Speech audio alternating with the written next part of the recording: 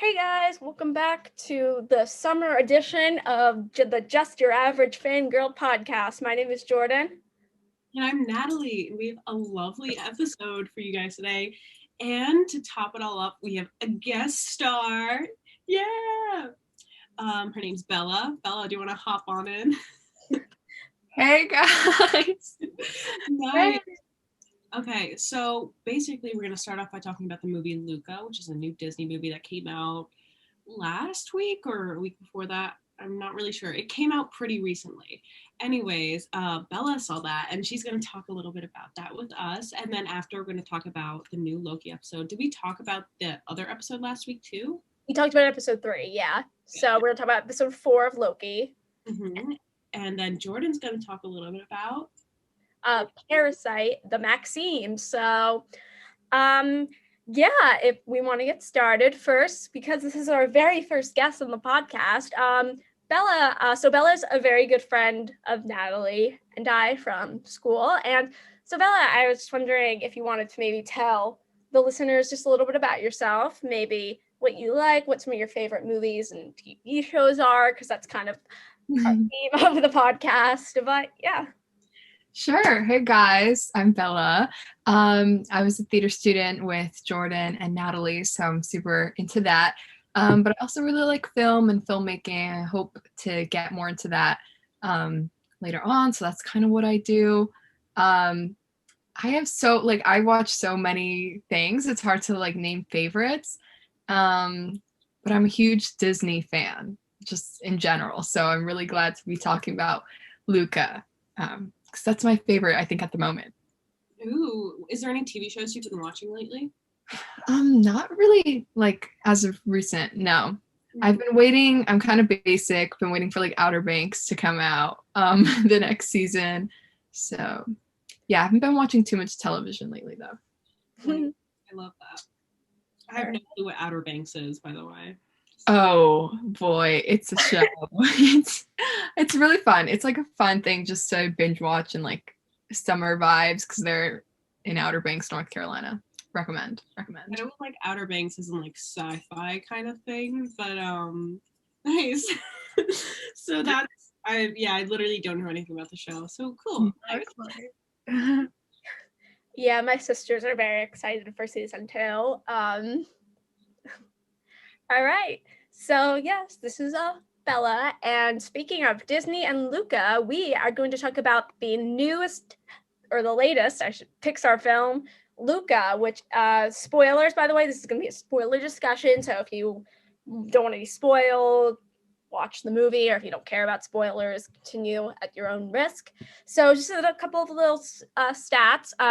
Luca was directed by Enrico Casarosa, who this is his feature directorial debut and writing, and he's credited with the story. He previously directed the short La Luna, and it stars Jacob Tremblay as Luca, Jack Dylan Grazer as Alberto, Emma Berman as Julia, and Maya Rudolph as Daniela, or Luca's mother, among other people.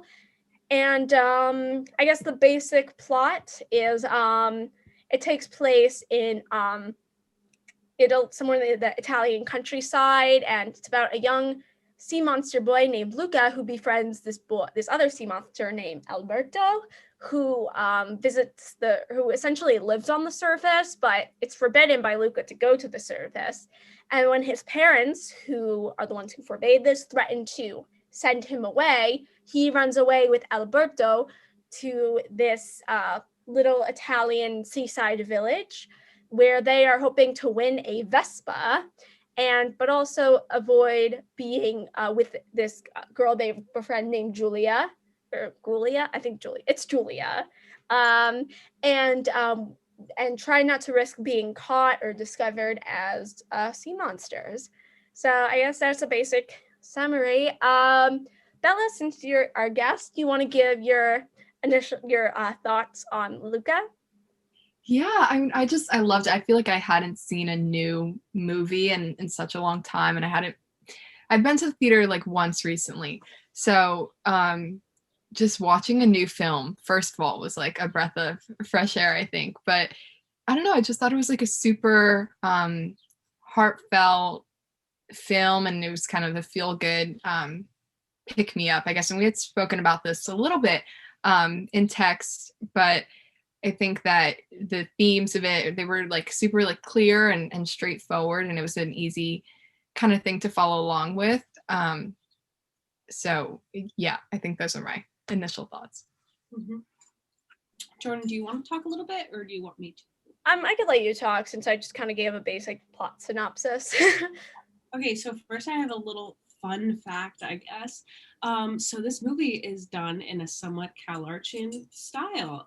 Basically, in a lot of TV shows like Steven Universe, Gravity Falls, I believe, and other shows like that is typically known as the CalArt style in more of a 2D form. But this is the first 3D version of the CalArt style, which I thought was really cool because I'm going to CalArt, so it's like that hashtag represent.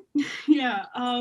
Anyways, that's a little fun thing. Okay, I don't know. This is definitely one of my favorite Disney movies ever so far.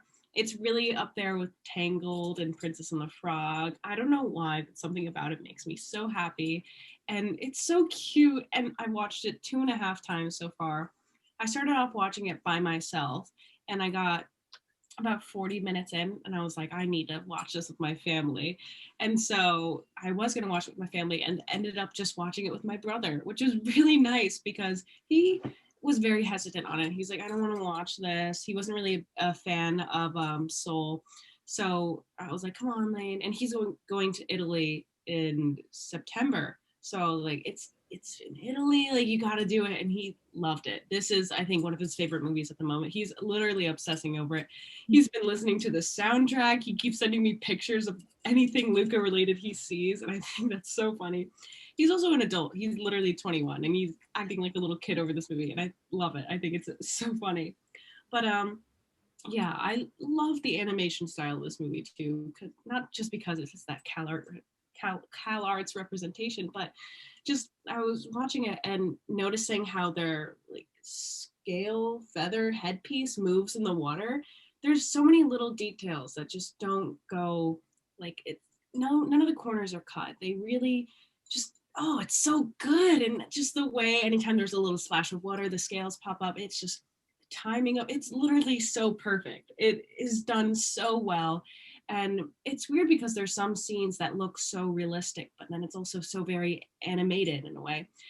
Specifically, when you see the water and you see like the rocks and the sand, that part looks like a picture. It literally looks so real, but it's still this animated world. And they do a great job combining that and making it not look too realistic, but also intertwining it with that animation. And I think it's so cool. And the storyline is so cute. It has such a bittersweet ending, and I love that. Disney usually has like a full happy ending or a full sad ending, but this was right in between, and I feel like they don't usually do that because you want Alberto and Luca to end up like together as buddies, but they go off separately, but they're still together as a family, and it's so sweet. And Alberto and what's the dad's name? Julia's dad? I don't know. But that relationship between them is adorable, and I love it. Like specifically that one moment, my brother was literally yelling at this part. But when Julia and Luca come back in, they're like, Alberto's gone. Dad's like, what do you mean? And then he goes out to look for him because he cares for him so much, and I thought that was so cute. So that's my little ramble for now. Getting all my fresh top of the line ideas out. Jordan, would you like to talk a little bit? Yes. First, I've heard of the CalArt style, but I never put it together that it was associated with CalArt. So that was a really interesting. And also, the father's name is Massimo. But yeah, just to respond to both of your thoughts, I thought this was a very charming movie. I thought it was very interesting coming out of the heels of Soul, which was super, I guess, detailed, and there were a lot of shadows, and the characters were very intricately designed, I guess you could say. It was very realistic. And so I thought that was kind of the route Pixar was going, was getting more and more realistic and detailed. So I thought, and not that this isn't very detailed in its animation, but I thought the simplicity of the character designs and the more cartoony aspects of the designs, if that makes sense. I thought I thought it worked really well with the style. And also with the So I thought that was very interesting. I thought it was a very effective story, even though it was very simple compared to something like Soul, which has a lot of very complex themes and moving pieces. And we can get more into the themes, Bella, as you mentioned. But I thought it was very interesting, Natalie, when you mentioned the fact that this ending is more bittersweet. First, I thought it ended in a very perfect way for the story. It was open-ended enough. Like, I feel like a lot of, I don't want to say movies, or especially a lot of franchises feel like they have to keep going and tie everything up in a nice, neat little bow or something like that. I don't know. So I thought it was really effective the way this one kept it open-ended, but also, yeah, like, oh, something could happen, but, there's still that hope. You know what I'm saying? It kind of reminded me of no pun intended, but like Finding Nemo's ending in that way a little bit. Yeah, I thought all of the characters were super endearing, except for the villain, which I did think he was kind of weak. That was probably one of my biggest, I don't want to say complaints, but issues with, I just didn't think the villain was that memorable. Like, I think a lot of the, especially Pixar villains, or even villains in general, have some sort of connection with the hero in a, I don't want to say a personal way, but it makes sense why it makes them interesting that they're the villain, and that makes sense. So with Pixar, one that comes to mind is Charles Muntz from Up, who was the main character's childhood hero, and then he's the villain. Or even Mr. Waternoose from Monsters Inc. A lot of the other Lotso. I think, just off the top of my head, they're very memorable, but they also make sense why they're the villain. And this villain, he was connected with Julia in that way, but Alberto and Luca didn't really have any personal, I guess, quarrel with him. And also, even the ones that don't have as much of a personal connection are still very entertaining and funny. And I don't know, I just didn't find this villain that funny. He was just kind of greedy and vain. Like, he didn't really have a strong motivation. It was just kind of like, I want the money from the sea monsters because I want money. I don't know. I just found him to be a very weak villain. And it's such a, I don't know, I think it's just such a shame, because I think all the other characters was so memorable. Like, I loved Alberto and Luca's relationship. I thought Julia was a great character. I loved her father. I thought the parents both had some standout moments.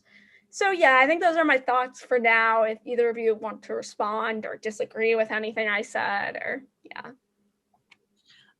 Real quick, I disagree about the villain. I don't think he was that prominent. I agree on that part, but I loved how they did that, because from like the whole takeaway of the movie, I don't really care about the villains too much unless like there's huge focus on it. Like for Little Mermaid, that's a huge focus on the villain because it's the majority of the plot and everything depends on that. But when you mentioned Up, I completely forgot about that guy. Like when I think about Up, I don't even know his name, but like there's not a single part in my brain that like connects Up to that. And even for Monsters Inc. a little bit, I don't really think about him. I mean, I do, only at the end, but for the most parts, it's not really something that like phases me unless it's like Little Mermaid, for example, very there. So I thought that was interesting. I thought they did a really good job. I thought he was really funny. I enjoyed his character and I enjoyed his time. I wish there's a lot of little vague things throughout the movie. If you know,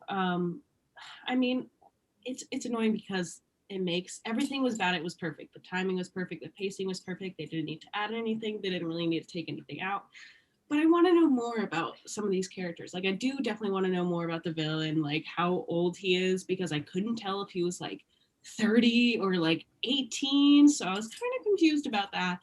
I also didn't know how old Luca and all that gang was. Not really tell for the life of me. But I also am very bad with ages usually, so that might be it.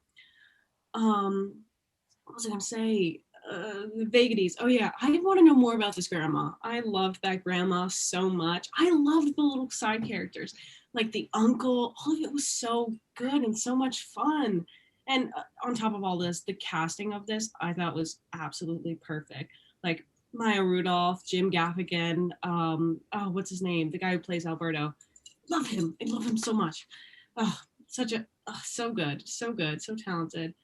I thought it was so perfect. And I don't know, the voices just like meshed together really well. Like it felt very consistent, and it's weird because you usually can hear some actors very clearly, and in your head you're like, oh, that's Maya Rudolph, or oh, that's Jim Gaffigan. But in this, like, it took me a while to figure out who they actually were. Like I know Maya Rudolph is literally one of my favorite actors, comedians ever. I think she's an absolute legend. And I got halfway through the movie and I was like, is that Maya Rudolph? I'm not really sure. And I really like that because that usually takes me out of the movie when I'm like, oh, that's that actor. So I thought they did a great job with that. I don't know. I really love this movie. This is kind of going off topic to what anything you said before. But I mean, actually, no, it's kind of on the, it's going back to what I was saying, I guess, about the style. Oh, no, it goes back to what you were saying about Soul, too. Just like the style of these movies are changing and going into like more realism and all that kind of stuff, which is really interesting because the old Disney style is just so far from this and all in my head. And I mean, I'm going really far back, like Snow White and Cinderella, like that is just so different from this. And it's so weird because a part of me misses that, and a part of me just feels very comforted and like that feels very soft in my heart. But I also really like this. And the issue with this is it doesn't connect to Disney as much as I want it to. Like this and Soul, and I was even watching Finding Nemo the other day. That's Disney, right? Yeah. I didn't even notice like the style of it. Like in my head, Finding Nemo is very 2D and not very realistic in a way, but it really is. Like I didn't realize that until I was watching it and I was like, I don't remember any of this. And so it's weird because I have this new battle in my head. I'm like, is it Disney style? Like it literally is, but it feels disconnected, but it's not at the same time. And now as I'm thinking back to this, like for Wall-E, actually, I'm not really sure about Wall-E. I can't have like a strong image of that in my head. Sometimes, oh my God, so good. Perfect timing. But yeah, Disney style. I like it. It doesn't fully connect in my head as Disney. It feels more leaning into Pixar kind of world. But that's usually what the CalArts style is kind of coming from, or Pixar movies. But I really liked it. This movie just makes me so happy. I don't know why. Something about it is just has like the nice summer feel to it. Like it feels like summer. Like this movie feels like a breath of clean air. I love it. I don't know. Yeah. Yeah, I could not agree more with that. Sorry, phone. I could not agree more with that. Like it feels like summer statement. That is exactly what it feels like to me. Like I think my favorite thing about movies in general is just like it being able to take you into a different world, and you kind of like escape for that, 2 hours that you're watching that movie. But some movies I think do it better than others. And Luca, I think the reason that it sticks so much and that it's kind of sticking for people is because it really does pull you into that world. And I feel like I'm in Italy when I'm watching it. And yeah, also like back to what Natalie was saying, I think it's interesting how the more recent movies that have come out from Disney and Pixar, it feels certainly like very different, I think, than the movies that we were watching growing up from Disney. And I guess because it's getting more real, I feel like the old movies, they used to kind of have something that made them all feel, though they were different stories, in some ways they were the same and had a lot of things in common, or they just had a certain feeling to them. Whereas now I feel like each movie has a very different vibe and is very unique in that way. And Luca kind of falls into that category. But what I think is kind of similar about Luca to like the old movies that we used to watch when we were younger is like that simplicity. And sometimes like I just really like that in movies. Like I like when you can kind of just turn something on and you don't have to think too hard about it or read too much into it. Like it kind of just is what it is, and it's telling exactly the story, that it wants to be told. And then from that you can, interpret it in different ways. So I'm kind of rambling, I guess, now. But I think because keep it up. Yeah, because Luca was very simple in that way. It feels very comforting. And yeah. One quick thing I was gonna say about the villain, just because now I mentioned the simple thing. I totally see your perspective, Jordan, and I didn't think consciously like, oh, this villain isn't exactly what I wish they were when I was watching it. But now that you bring it up, I'm like, okay, yeah, he wasn't, I feel like, as connected as villains in the past were. But I sort of agree with Natalie in the sense that I think that it did kind of fit well into the way that this story was told, and the way like that the character dynamics were. He kind of just seemed, I mean, again, I also don't know if he was 30 or 18 or what he was. It's so funny you said that because I was thinking the exact same thing. I was like, how old is this guy? But yeah, I mean, he just kind of seemed like a greedy dude and they were just there and like he had no reason to have a problem with them, but I feel like that was kind of just a part of the like story and, you know, them running and getting into trouble and like bumping into this like really just mean dude. Yeah. Oh, real quick, well, I guess this is kind of calling you out, but like on your Finsta the other day, you were saying how like movies like this make you really proud of just like the Italian in you and stuff like that. And I don't think I'm Italian. I'm pretty sure I'm not. But this movie made me want to learn Italian. Like I see stuff like this and it's just such a beautiful world and there's so many cool things. And I'm like, damn, that's so cool. And I'm like, God, I need to learn Italian now. And I love that because so many TV shows and like movies and stuff motivate me to do these things. Like I was watching this one French show called Mortal and I started learning more French. And then I watched, what's it called? Narcos with Pedro Pascal. And it's in Spanish. And I was like, I need to learn Spanish now. And I like work on this stuff for a little bit. And then I get tired of the show and I forget about it. But I wish I kept it up because I think stuff like this is so cool. And I love how Disney is exploring like a lot of different cultures now and they're really branching off. And I think that's so awesome. And it's so much fun because there's more representation in these movies and it's just so cool. And I love it. And I want to learn Italian right now. And it's such a beautiful world. And I keep seeing pictures on TikTok of like the actual place it's based off of. And it's just gorgeous. And I'm so jealous. And my brother's going to Italy. And I'm just so mad about that because I'm not and I can't because I have school. Oh, anyways, that's my little ramble real quick.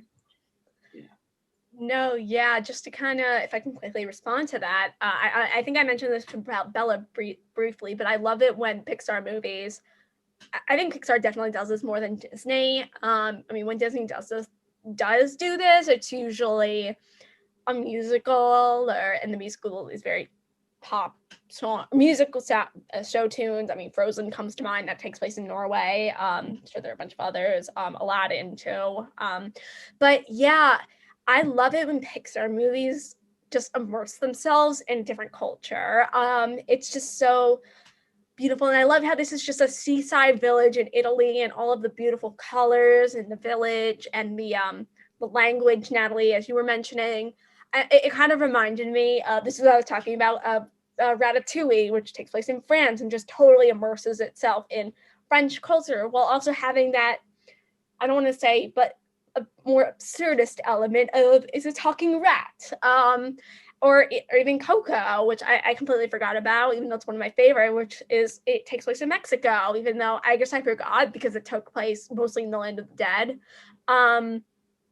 But yeah, I just thought it was I totally agree. It was such a beautiful movie. I thought it also, just to sort of respond to the style of it, I thought it was a good I thought it did I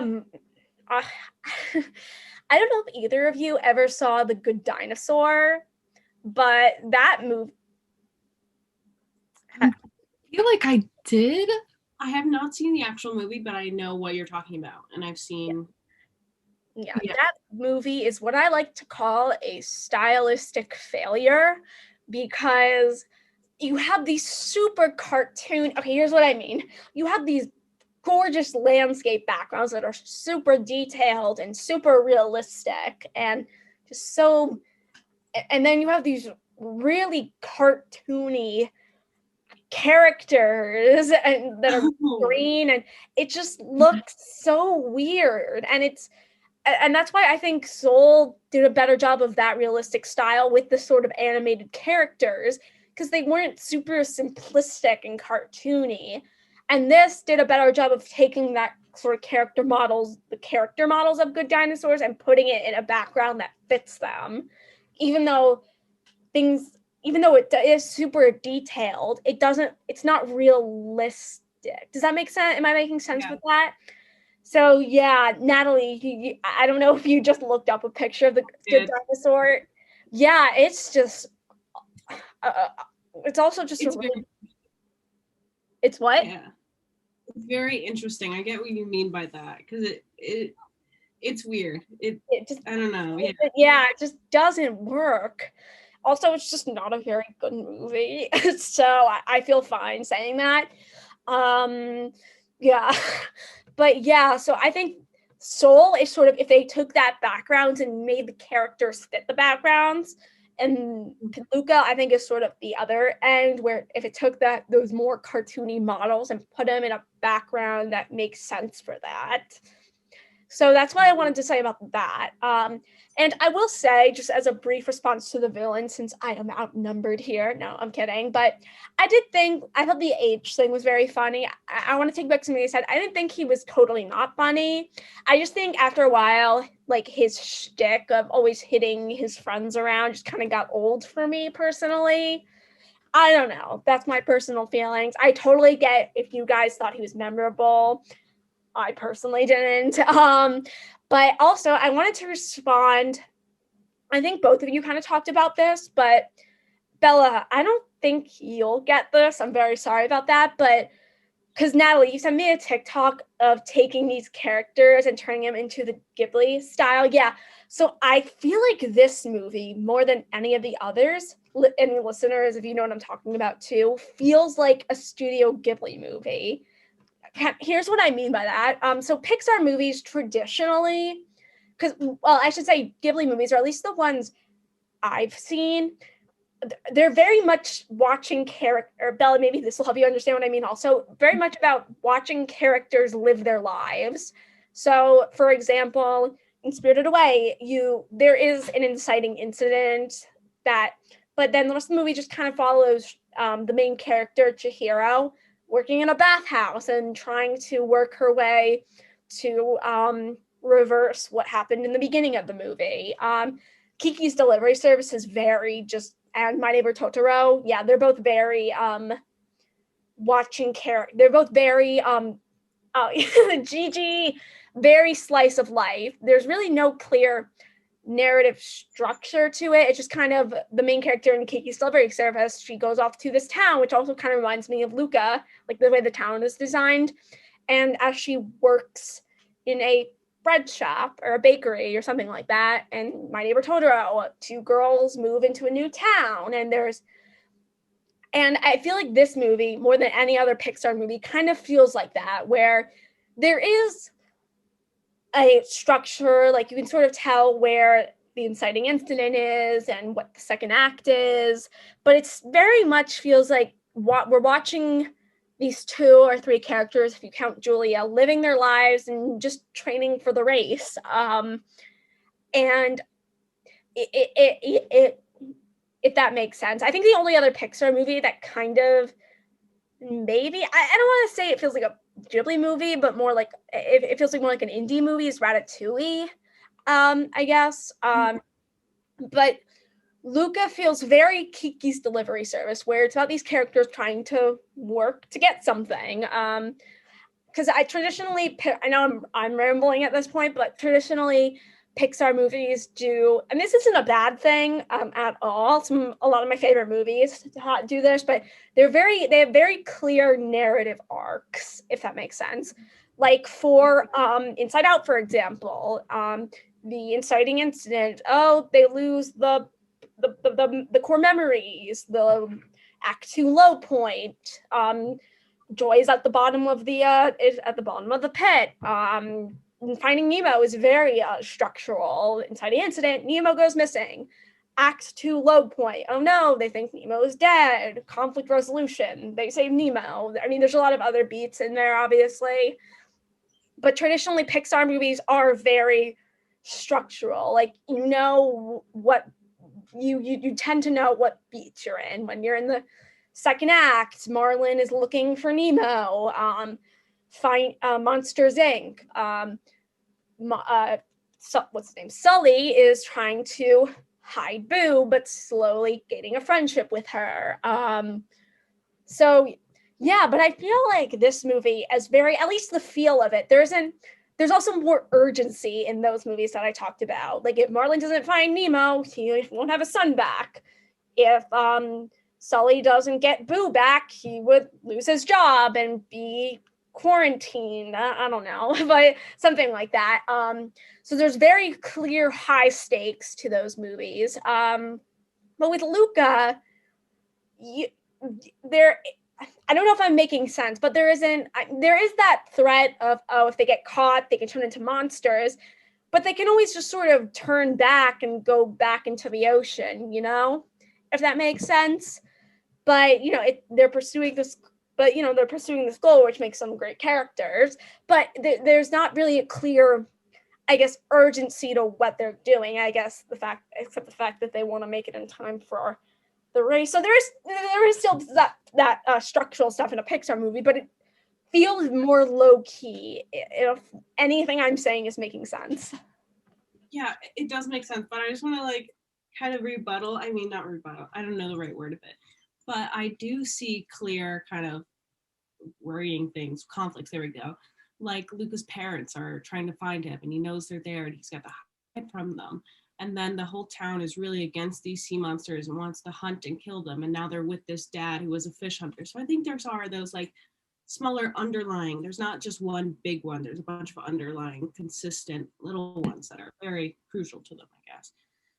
But real quick, I want to talk about something that I wrote down because I thought it was an interesting point and I thought it was cute and just, I don't know. And I was like, oh.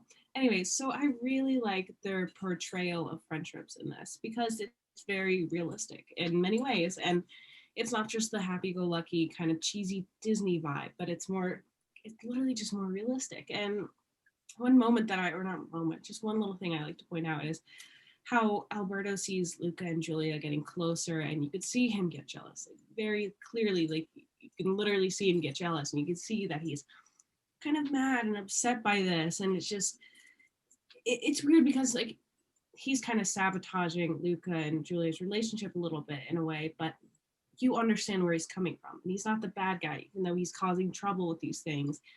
And oh my God, wait, hold on. Just another moment that I thought was so good and just, I literally yelled at this point, was oh my God, it's so good. Sorry. Is when Alberto kind of shows that he's a sea monster. And then Luca's like, sea monster, stop. The part was so good. And it was just such a twist. And I just did not expect it. I was like, oh my God, that's crazy. Imagine who you think your best friend is doing that to you. That's just so much emotion and just crazy, especially because we see Luca throughout this whole movie and he's nothing like that. He wouldn't do something like that. And then it happens and it's such a shock. And then the crazy part is Julia low-key knows that Luca is a sea monster in a way, and he comes back to her house with him, and she splashes him, but she doesn't react in the way that she did with Alberto. And I thought that was really interesting, kind of showing the favoritism, but still all of that. And just that one moment is so good. And then something that's also not talked that much. Okay, wait, I have another point after this. Sorry, I keep rambling a little bit, but so we don't really know too much about Alberto and his life, except that his father left him. And I wish we got to know more about that because I love Alberto. He's such a cute character, and you feel so bad for him. All you get to know is that he's counting all these days down, and he's in this tower, and he just is alone, and that's really so sad. And another thing, my brother also pointed this out, is as they're on the Vespa for the first time, the one that they created. He looks down at this little mirror, and there's just a picture of this person. And I have no clue who it is, and it's not mentioned at all in the movie. And it's a very realistic picture of this person. So I don't I don't know what that was, but I honestly love it. I thought it was hilarious. But that was do you know what moment I'm talking about? I do, yeah. It's Bella, like, so I you feel know, like I do remember what you're talking about. Like it didn't stick out to me, I think, in that moment. But I think I do remember what you're talking about. can I like share my screen real quick? Because I think it's literally one of the funniest things in the world. Like, I need you guys keep talking. I'm gonna go try to find this. Is that when they're like going down the hill? Is that first time? Yeah. Okay, I think I know what you're talking about. Please talk. Yeah, I'll go and I'll say that oh god, I just lost my yeah, that Luca moment when he like points out and he's like, "Oh, sea monster," and he like kind of turns on Alberto, like that. I like how you said that it's realistic more so in this movie and like and their friendship dynamic. And I think especially, and we said like we don't know exactly how old they are, but that like even though Luca and Alberto are like these best friends, that he at that moment, even him doing that and him saying like I was like, Luca, how could you? But also at the same time, like you see that he's afraid and he's scared and he's also like, you know, ashamed of who he is. And so he tries to like distance himself from that in that moment. So it was a really like it really just brought out a lot of emotions. And I feel like you could talk about that moment like actually really deeply and what that means and why he would do something like that. Um, yeah, that moment brought out a lot of emotion. I also am not to also Natalie, if you're ready with like if you want to share your screen, just let me know. Yeah, what Jordan was saying about the way that the movie didn't have like the clearest structure in the sense of like, oh, this is, you know, that moment, and that I totally agree with that 100%. And I think and it was interesting because Natalie, your argument that like there's a bunch of little kind of like conflicts for me enforces how there's kind of little structure to it, because it almost felt like, and the movie, it felt really unique in this way that like these conflicts that were happening, it just felt like it was creeping up on you slowly, and it like slowly pushed the movie along. But I agree with Jordan that it kind of felt like you were just watching it happen, whereas I think in other Pixar and Disney movies, the conflicts, they feel so much more immediate, and like there needs to be some kind of resolution right then and there, otherwise like something really bad is going to happen. Whereas in this movie it kind of creeped up on you slowly, and I felt like I was just kind of going along with it. And this just popped in my head, but I feel like there's a lot of, you know, they're on the sea, like they're by the sea and there's ocean, and kind of similar to waves in that way. That to me is the best way I can describe like the pace of the movie and the way that I found it. It kind of just like moves along slowly, even though there is something pushing it, obviously. But I found the picture. Jordan, can you give me screen sharing privileges real quick? Yes. Did that work? Oh, let me try. Yes, it did. Okay. Yeah. Oh my God. Wait, what? It's a literal picture. Like, but also, this real quick, that's like a little. honestly, Unless that's animated, I can't tell. Do you think that's animated or it's like a literal picture away? Is that the? I don't. Yeah, I'm sure somebody somewhere says who that is. But yeah, is that the creator of the Vespa? I don't. Yeah, that was such a bizarre moment, but it was so funny because it was just so out of place. And they never mention it or explain it ever again. And I love that. I think that is hilarious. Yeah. I really feel like it's probably some kind of like, ooh, sorry, my thing might be lagging. Sorry if I just spoke over you. I feel like maybe, I don't know, who could that person be? Maybe it's kind of some kind of just like little Easter egg of like some random important person that they just threw in there, but no one actually knows. Easter egg wouldn't be that strong. Like that is like a full 2 seconds of just him being like, right before I go down this hill, let me just look at this picture. Okay, we're good. Like Easter eggs aren't that strong usually, so I really don't know, but I think that is literally the funniest thing in the world. It was fun. Also, what was I gonna say? I guess the one thing I want to take I want to just clarify something that I meant. I didn't want it to seem like the movie didn't have any conflicts. I was just trying to, I guess, I'm very bad at explaining things, but just try to say how it kind of had a different feel than other Pixar movies. I think Bella, you sort of explained it better, where it did have these conflict, where it did have obviously have these conflicts. It just felt more, I guess, looser than other Pixar movies. It in a way where we just kind of watch these kids hanging out over the summer, and even though there were stakes, obviously, I don't want it to make it seem like there weren't, but like, even the conflict, I feel it didn't end in some big battle or whatever. You know, you had the race, and then everyone realizes they're sea monsters, but I thought, but then they're just kind of like, it's Luca and Alberto, and then the fishermen just kind of put down their sticks, and everyone's like, okay, you know, there wasn't any big battle or big speech or whatever. It was just like, it was just a very, it was also a very it was just a very effective ending, which also brings me to want to talk about maybe a little bit of the allegory that some people have theorized. First of all, shout out to this user on Letterboxd named David Chen, who said A.O. Scott's review of this movie at the New York Times was titled Calamari by Your Name. So I thought that was, I don't know if any of you have heard of Call Me by Your Name, but yeah, so it's some interesting allegory. I don't think anything's confirmed by the director or anything, but I think by the end, I think Bella, I think we had talked about this, it was definitely, you could sort of feel that, the idea of accepting other people for who you are, and not everybody will, but it's important that you find those people who do. And I think that's why I felt the ending was so perfect with that theme, because going off, Luca doesn't know if anyone will accept him besides Julia, but he's still going off to school with that hopeful mindset. And so yeah, that's kind of what I wanted to say about that. I mean, I don't know. Yes. Yes, Natalie? The guy in the picture is Marcello Mastroianni. He is an Italian actor. He was in La Dolce Vita, 8.5, Marriage, Italian Style, Yesterday, Today, and Tomorrow, A Special Day, Divorce, Italian Style.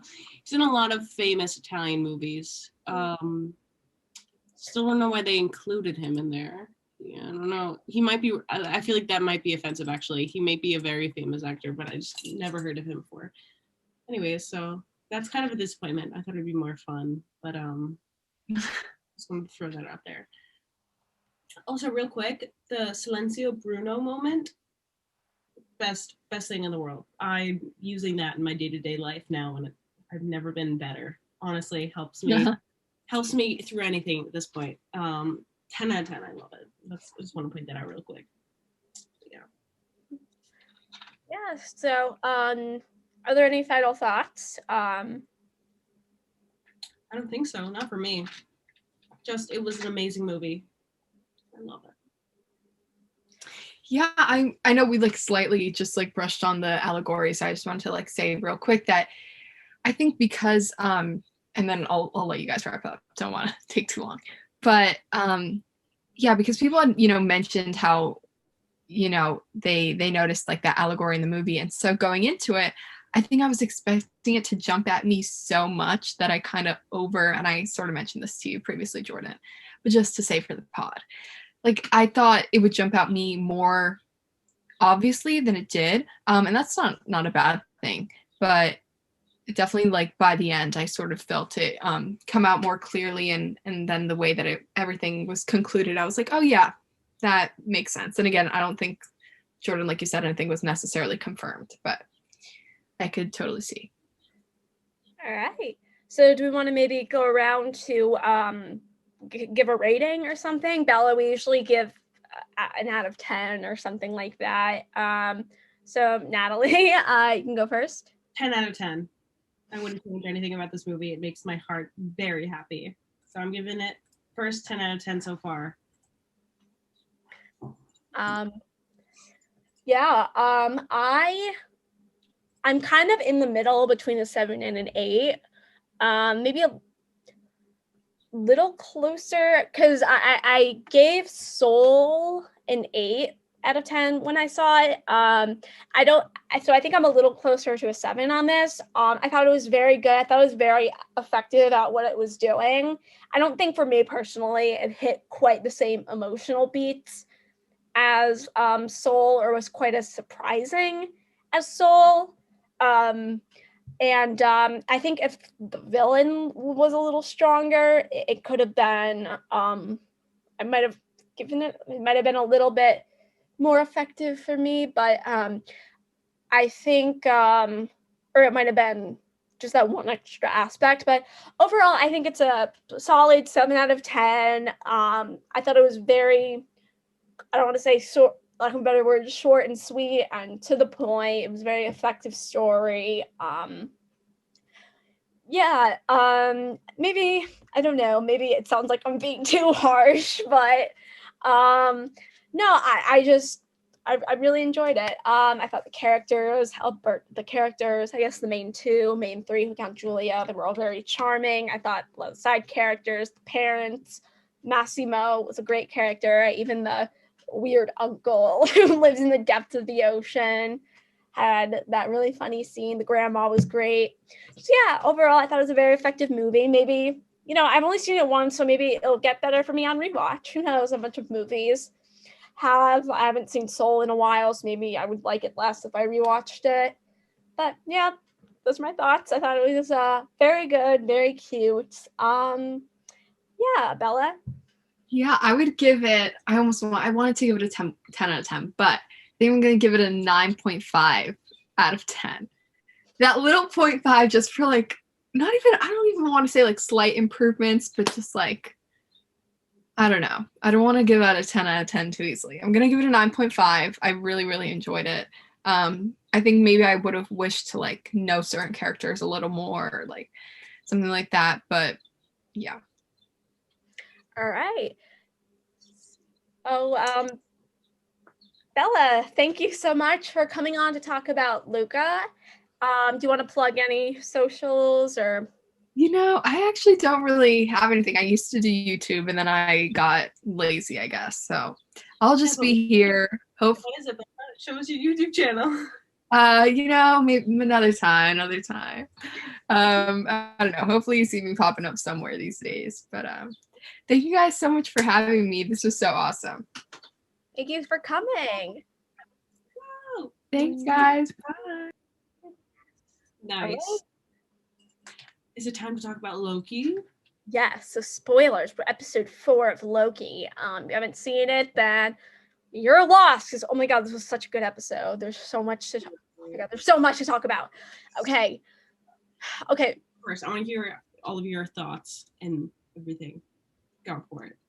Okay. Oh my God. So the relationship between Sylvie and Loki is so interesting because I totally, first of all, the actors have such good chemistry. I totally buy that connection between them. And Sylvia started to become such an interesting character.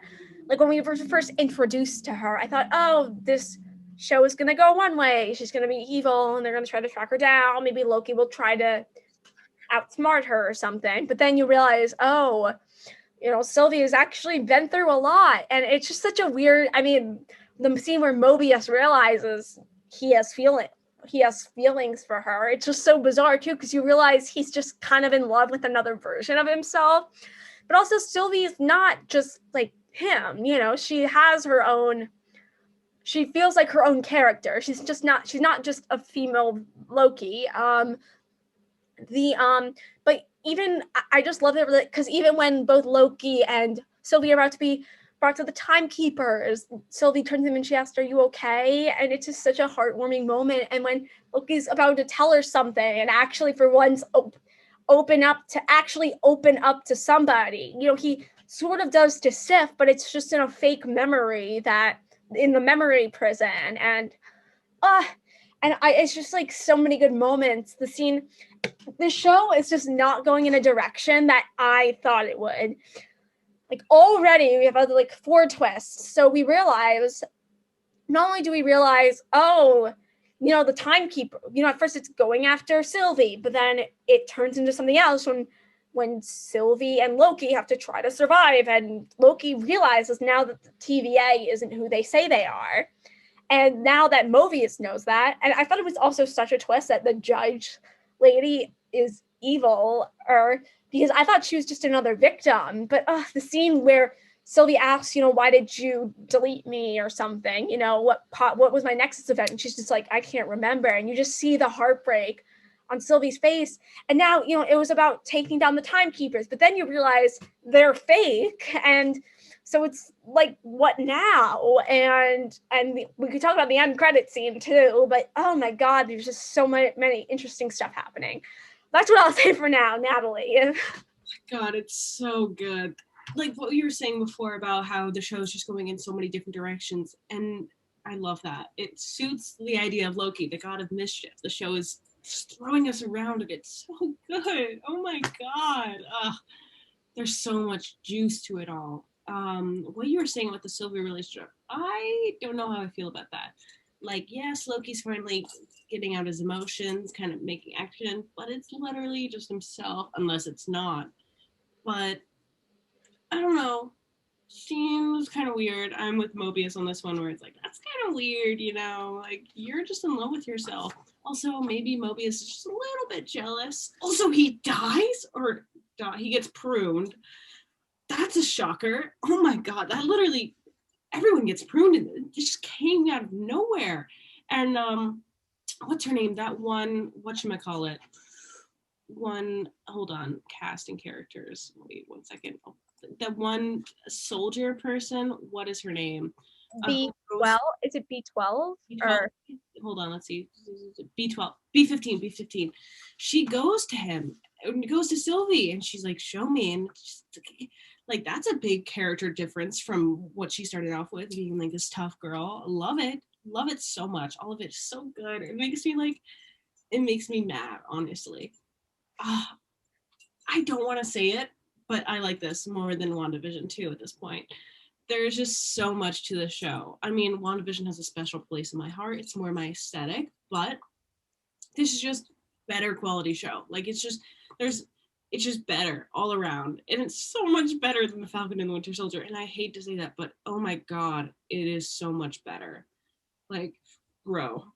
Also, real quick, looking at the cast online, and it says Bruce Banner is in it and Valkyrie, and interesting idea. So maybe those will pop up soon, unless it's fake. Anyways, also, oh my God, there's literally so much going on in this episode. It is crazy. The fact that it's true that these variants are humans. It's not just something that like could have been a possibility. It's basically confirmed now. It's not basically, it is confirmed now, and that is crazy. And then the idea of like these people getting pruned, but they're not dying. I mean, Loki's not dying. He's with the other Lokis. Is it like a separate, are they sent back to Earth? Like, what's going on? Are they sent to this other universe? I don't know. And I love it. It is just like, it's so good. It is so much fun. Oh my God, they're all doing such a good job. There's so many twists. And then the timekeepers being fake. They're robots. And like, dude, they left us on such a cliffhanger. It was funny because I saw a TikTok before I'd watched the episode, and they're like, dude, that last episode, and it's just like this person like looking shocked or just like being like, oh my God, like what just happened? And I was like, oh, I gotta watch this episode before you get into these spoilers. And I literally had the same reaction. I texted Jordan right after and I was like, dude, whoa. It was so crazy. And thank God, I usually fast forward to see if there's an end credit scene, but I hadn't the time before. And I did this time. I waited. Because actually, excuse me.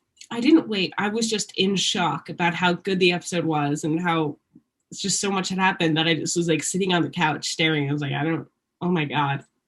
And then the end credit scene came on and I was like, thank goodness. I was shocked, which just shows that there's more Lokis, and I can't wait to see all the variants of Lokis. And I think that's going to be really fun. And it's weird because I completely forgot about that one image of Loki with the I don't know, he looks like a politician, like a classic, like running for president, like kind of there's like a button, I don't know, something.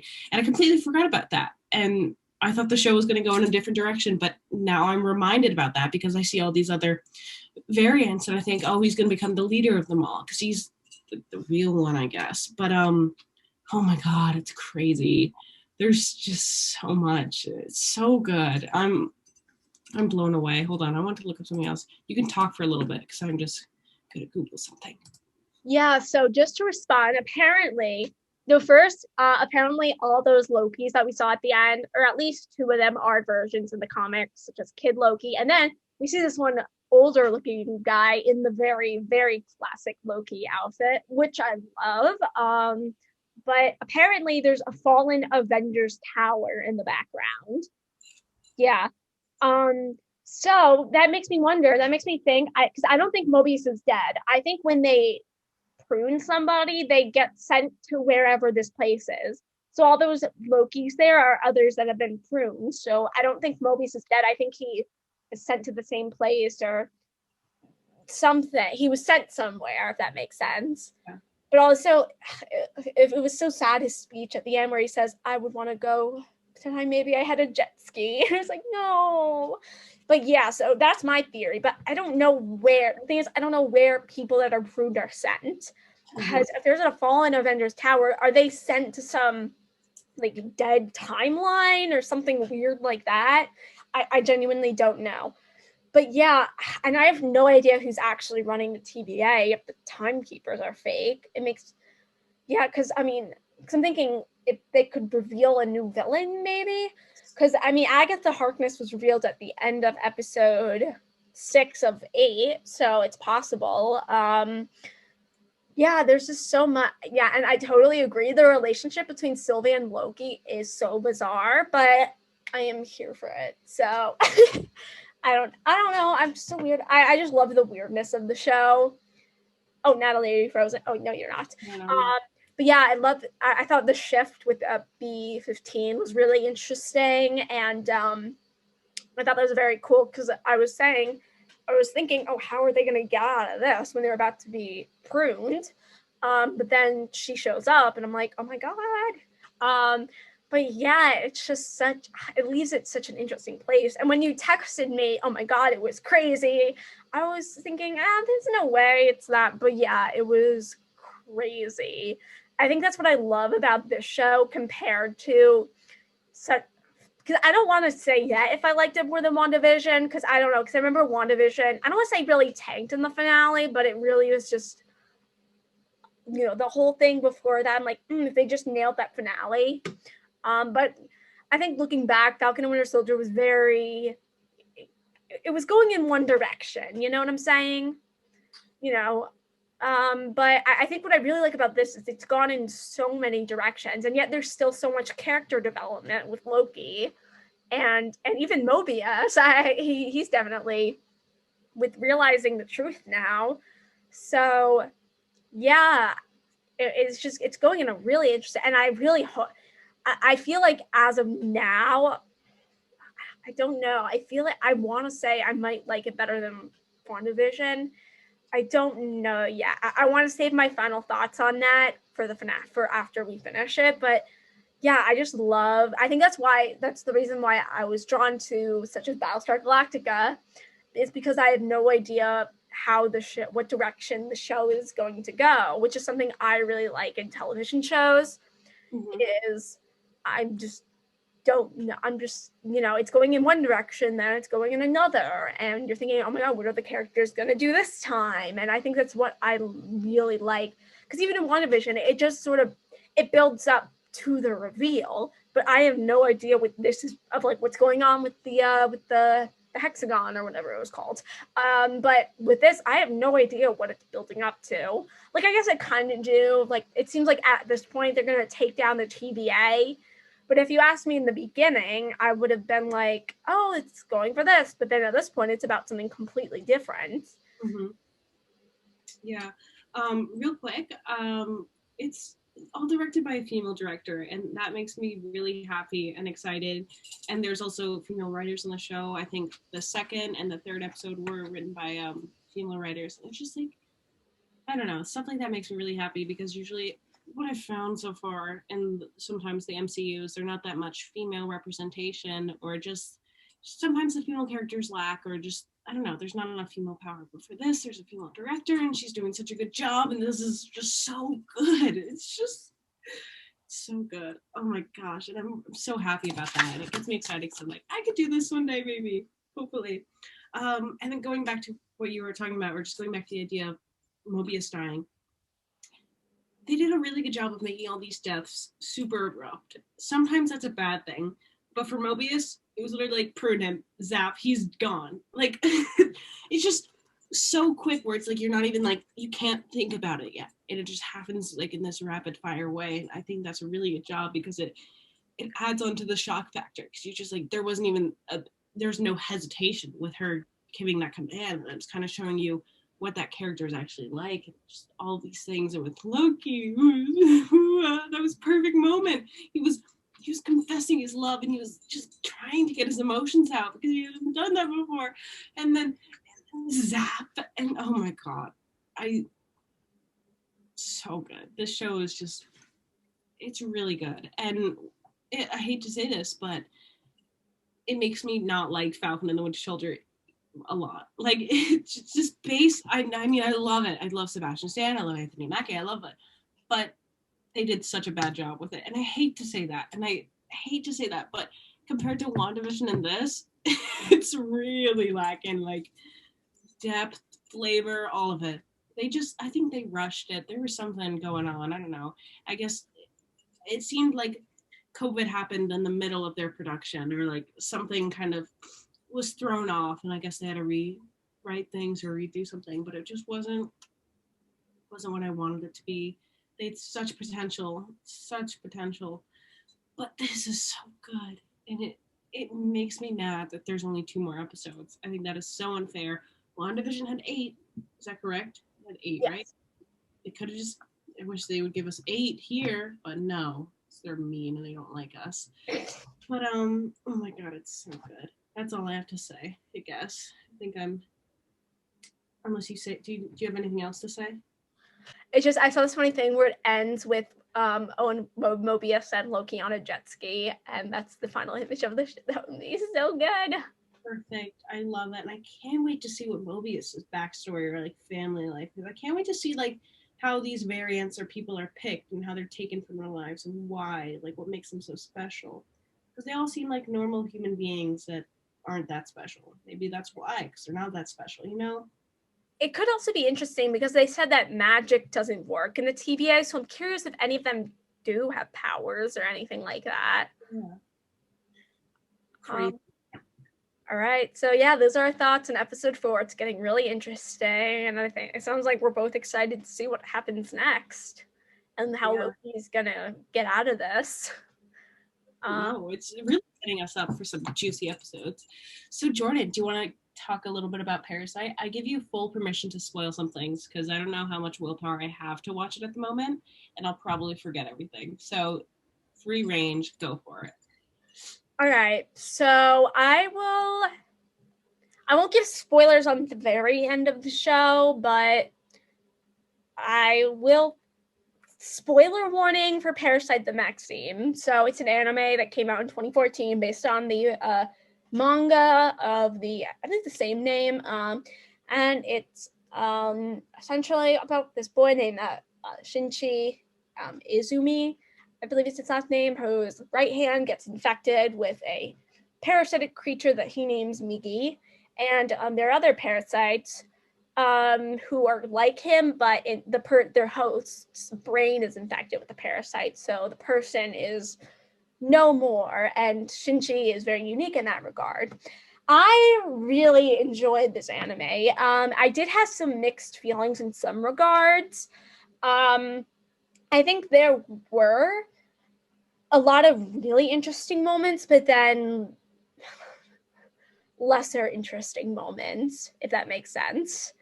I don't know. I know that's very vague, but here's an example. There also weren't, like, even a show like Death Note, which even after a certain character dies, there are a lot of really interesting characters through the end, even though it's not quite as the other characters aren't quite as strong after this one character dies. I'm not going to say who, I don't want to spoil it, but yeah, there are still a bunch of other characters that I really liked from the earlier half of that season. But I think with Parasyte, there weren't a ton of really interesting characters. I really liked the main character though. I thought Shinji was great. He's a really great character. I thought Migi was great. He was a really fun character. I thought Reiko Tamura, the female Parasyte, I thought she was such a cool villain. And this is where I'm going to give some spoilers because she dies in episode 17 or 16 somewhere, and it just kind of slogs for a little bit up until like the last like 4-ish episodes. It's kind of like, it reminds me of when that other character from Death Note dies, who's also very interesting, because I thought she was a great villain and just a great character. I thought her arc was very cool. I mean, you know this, she gets pregnant with a human baby. And so I thought that whole resolution, what she says to Shinji before she dies, is really interesting. But then after she dies, besides Shinji, there's this one really powerful Parasyte who's a really cool threat. And I thought it was really cool seeing Shinji try to outsmart him and overcome him. And I thought all that stuff was great. So yeah, I thought Shinji was a great character. I liked Uda. I thought he was a fun character. We didn't get a ton of him. I really liked his mother before, which I thought that whole arc was really sad. When his mother gets taken over by a Parasyte, that was really emotional. But yeah, there just weren't really a ton of. Which brings me to my biggest issue. This brings me to I'm dancing around my biggest issue. Murano was the most boring character in existence. That's an exaggeration, but you know what I'm talking about? The love interest? Yeah. She was so boring. Oh my God. They gave her way more screen time than she deserved. I'm sorry, but you know, I don't know. I think also it just annoys me with this is usually a trend with female characters, but some male characters fall victim to this too, where just the only thing on their mind is their love interest. Like every time she was on screen, it was just to be like, Izumi-kun is being really weird. He's acting different. Oh, he's back. Like she had some good moments in the finale. I will say that. I really liked her final moments there, but yeah, she just didn't like do anything. And yeah, like her friends were really boring. One of them did do something interesting when she found out that one of her classmates was a Parasyte and threw paint thinner on him. And like, that was cool. And I thought she would maybe go more down, because her brother's a detective. I thought she would go down this path of trying to investigate these Parasytes more and figure out, maybe start to question Shinji. But no, she's just kind of there the rest of the season. That didn't really pay off. There's also this one other character named Kana who, like, you realize she should have these psychic abilities to sense parasites. I thought that's really interesting. But then I'm like, I wonder if they're going to go more into this and, you know, explain why she can do this. But no, she just kind of dies. Yeah, kind of dies. I mean, it's a sad moment, especially for Shinji, but that's it. There wasn't really a reason. She just could do that. And yeah, but then it also brings me to, besides Reiko, it has a similar sort of what I call the Death Note problem where, okay, it's a little better because Reiko Tamura was a really good character, but besides that, all the female characters suck. Except for this old lady that shows up in the last couple episodes. She was really cool. I really like that old lady. But yeah, they were just like kind of there. Kana seems like she would have got, like, she was gonna do something interesting. But no, like her death was really sad, I will say that. But yeah, this is going to be very rambly. I thought like the whole lore of the parasites was very interesting. I thought that was very cool. And even the way Migi sort of evolved was really compelling. I was going to say also, yeah, after Reiko dies, there's this other character, this human character, Ugami, I believe is his name, and he's introduced as being another similar to Kana, and that he can sense parasites. He sort of has that psychic power. But oh my god, that character was so unbearable. I couldn't stand him. Like his whole shtick was, I'm just a crazy murderer guy. It was just so. It was kind of reminded me of the Suicide Squad's Joker in that way. It was just like, wow, look how crazy this guy is. But it's like, well, okay. I thought the final ultimate resolution with him in the final episode, I thought that was good. Like, I thought it was a good finale. I thought that was interesting. Like the fact that it's a conflict between humans rather than parasites as the final confrontation. But yeah, he was just a really an obnoxious character that I just couldn't stand him. Oh my god. But yeah. Yeah. But I know, like, I was trying to think of what I would rate this. Like, Natalie, you saw some of it. Is there anything you can maybe respond to? Or yeah, I know what you mean. There's sometimes like really good moments, and then it gets really boring. And there's definitely like that on and off kind of feeling. Definitely the female characters are really lame, except for that one parasite lady. She's really cool, and yeah, they basically, it sounds like they kill off all the good characters, and it's kind of consistently boring. I do like, I don't remember the main character's name, but I really like his character development. Like thinking about him in the first episode when he's just like this weak little boy and even has like this softer haircut. And then from where I left off, I think it was like episode 12 or 14, he has like spiky hair and he's like cool now. And I really like that character development. I thought that was really fun. But other than that, I'm kind of glad I didn't spend more time watching it. It doesn't seem like it's satisfying as I want it to be. Based on how it's like going right now, I think it kind of slows down a little bit. But yeah, that's my thoughts. yeah. So I know I am it's just so frustrating because there are so many good moments and I really like the main character. So the fact that there are these really uninteresting moments, it's just like, oh, I wish it was like, because, even though because like Death Note is just a show that's just always so gripping.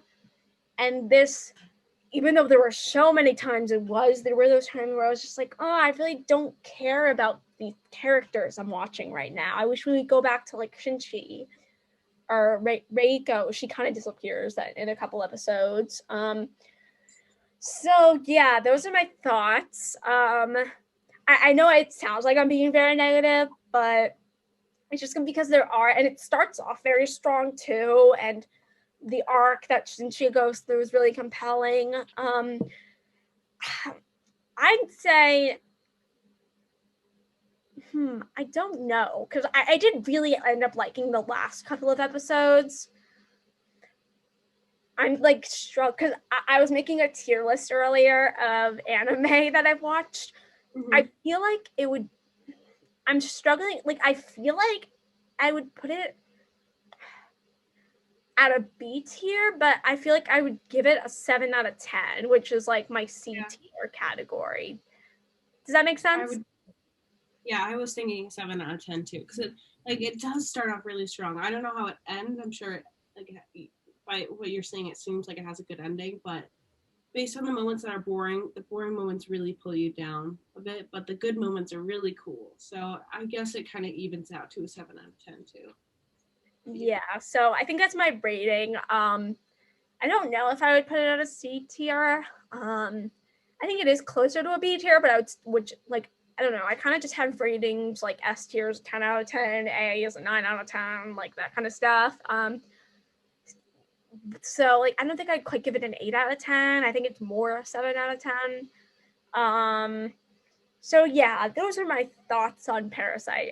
I still overall enjoyed it. Yeah. I just wish that there were more interesting characters besides like those 2.5, maybe 3. There were 2 that were really interesting. There was one that was a good threat, even though he wasn't an interesting character. And then there was one character that wasn't in it that much, Uda, who I just thought was entertaining. So yeah, those are my thoughts on Parasyte. So yeah, I'm probably gonna start a new anime soon. I'll give the listeners updates on that when I finish it. So Natalie, what were you thinking we would do next week? So we were gonna do another random recommendation. I don't know if you've seen this movie, and let me know if you have, but have you seen The Cabin in the Woods by any chance? I actually haven't. I've seen bits and pieces, but I haven't seen the whole thing. Perfect. Would you like to do that for our next random recommendation? Yes, I would. Would you like to do 1 or 2? I'm game for whatever. We could do 2 if you want. Yeah. I'll just throw out, I don't know. I'm trying to think. Cabin in the Woods is also free on Peacock. Yes, it is? Okay. Because I know it was on Hulu for a while. I don't know if it's still on Hulu. Mm-hmm. So yeah, I'm trying to think if I'll have anything else watched by then. So yeah, I guess we'll stay Cabin in the Woods for now. So if you don't want to be spoiled for Cabin in the Woods, it's free on Peacock. It may or may not be on Hulu. I don't remember. I'll check real quick. It is not Hulu anymore. Not okay, but it's on Peacock. Yeah. Okay, cool. So yeah, if you don't want to be spoiled for Cabin in the Woods, then let us know. We'll also talk about Loki next week. Maybe anything else. I probably won't have Battlestar finished by then, but I might have another anime to briefly talk about. And you might have finished Hannibal by then as well. So yeah. Nice. Right. So thank you for watching and listening. Comment any suggestions of stuff you want us to review or talk about. Give us a like, give us a follow, or subscribe. But yeah, thank you so much.